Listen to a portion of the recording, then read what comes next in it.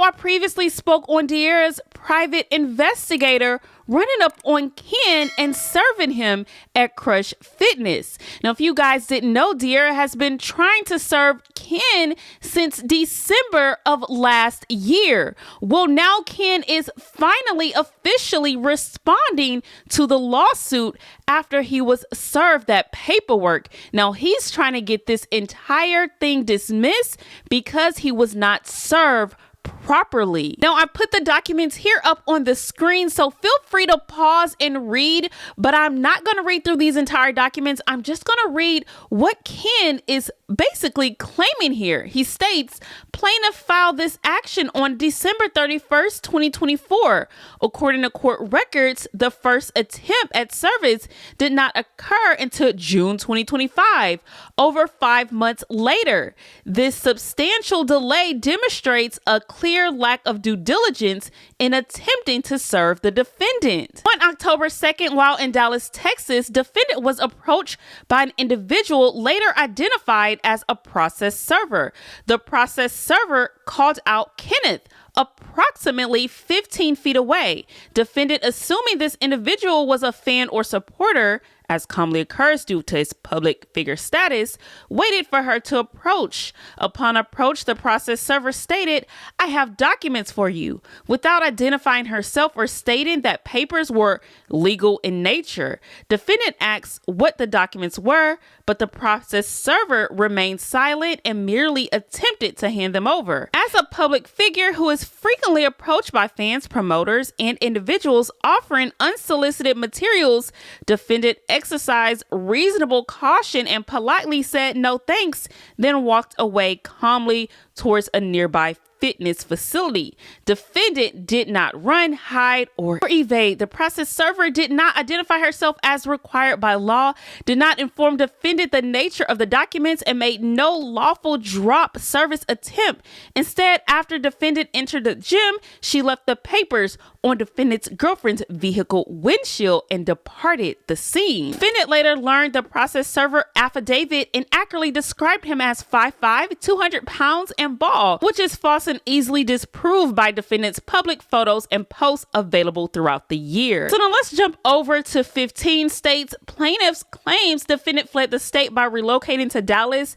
This is false. Defendant publicly posted about his move, continued his business and social media presence transparently, and therefore cannot be said to have fled. And then 17 basically states that De'Ara made claims that defendant and his mother have responded online to the lawsuit, and he's stating that it's misleading. He states he made a single public statement made in January 2025 was solely in response to core fans expressing concern over online rumors. So now in summary, it's stating that De'Ara's argument number one was Ken was aware of the lawsuit due to social media activity. Ken's response was posts and interactions were business related, not legal acknowledgments. Public transparency contradicts any claim of evasion. In De'Ara's second argument that defendant responded to lawsuit online, Ken is stating his single post in January was a response to fans' concern,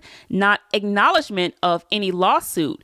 Now, De'Ara's third argument that defendant's family assisted in avoiding service. Ken's response was no evidence supports this. Defendant's relatives are not legal representatives and made independent public comments unrelated to this case. So now all of Ken's responses here were dealing with him being served, nothing necessarily to do with the lawsuit that was filed. I'm guessing he's trying not to acknowledge that he received any paperwork on that lawsuit. In conclusion, he's stating, for the reasons set forth above, defendant respectfully requests that this court dismiss this action in its entirety for lack of proper service and personal jurisdiction. Plaintiff's failure to exercise due diligence and the improper conduct of her process server render all purpose service attempts legally void. So put into simpler terms, Ken is trying to get this lawsuit thrown out completely because the plaintiff, who is De'Ara, didn't properly serve the legal papers, meaning the defendant was never properly notified about the case as required by law. So we'll see what happens from here, but let's move on to this next topic with DDG and Kennedy. So now a lot of you are aware that DDG dropped an album titled Moo. Now on this album, he had a song titled Shannon. If you guys didn't know, that song was dedicated to Kennedy. Now, Kennedy and DDG had a thing back in the day where they were referring to each other as Shannon and Billy. I told them to clean it up and I they literally didn't. paid them Shannon, $300. okay, Billy, get your stuff together. I'm not gonna ask you again. Shannon, you know what? You know what, Shannon? I'm getting a divorce. When? When, Shannon? I already have the papers done. I already have. Do it. I already have my lawyer. And I'll have Stephanie next week. Okay, and I'm gonna talk to Robert from your job. How do you like that? Take that. Stephanie doesn't even know your name, Billy. You know that? It's my friend. That won't explain why she was saying it last night, Shannon. Get out. Leave. So now people were leaving comments under Kennedy's post saying he really changed. Give him another chance without the camera. Someone else states Shannon forever and Shannon, where have you been? Now in Kennedy's last post on YouTube about 9 months ago, people were claiming that it appeared that Kennedy is pregnant, which I'm not confirming or denying that, but a lot of people in the comments were saying that they saw a baby bump. Now people are asking DDG to reach out to Kennedy, and DDG basically stated in the past that Kennedy has him blocked on everything. But who knows, maybe she might hear the song and decide to reach out. Dub Shareline has just tipped $10. Can you check up on Kennedy? DDG squad miss her. She been ghost for 2 years. So now I also previously spoke on how people are stating that Lala may be pregnant. Now she recently posted a video on TikTok and people are even more convinced that she's pregnant, allegedly. Now a creator spoke out on this, speaking about the pregnancy, and Lala responded. Did y'all see Lala's recent Instagram video? She looked pregnant as fuck. And recently she has been wearing looser clothing, so her stomach don't show as much, but girl, you literally look like you're 2 to 3 months ago. And it kind of makes sense as to why, you know, Cinco is starting to bring her around his family a lot. She met his mother, she just met his father. And I don't know, the minute she got with Jay Cinco, she's been talking about how she cannot wait to get pregnant. She want to have kids, da-da-da. And I just feel like it's a whole plot to trap bro. But hey, maybe it's just me. But they've literally been dating for like 4 to 5 months now. And you're telling me y'all are already planning on having a child. Like, to me, the first year of the relationship, you're still getting to know the person. You're getting to know what their qualities are, how they treat you when they're upset, you know, like the basics. And to put in a whole infant in there is kind of crazy.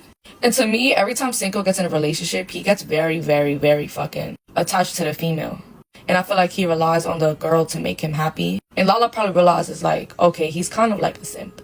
Anything I say or like whatever, probably just go along with that shit. And I'm not saying that's exactly what happened, but I'm not the only one who's speculating that she's pregnant. Multiple people were commenting and were like, oh, her stomach is starting to look a little round, how her stomach is poking out, how she looks about 2 to 3 months. And y'all could judge for your own, but I really do fucking think that she's pregnant.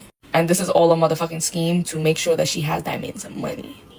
But recently his views haven't even been doing that good, so Lala, you might want to rethink that shit. It's just absurd that a year hasn't even passed and baby making is so motherfucking quick. Like, so Lala responded with, if you want a cease and desist on a platter for defamation and harassment, keep these videos going, sis.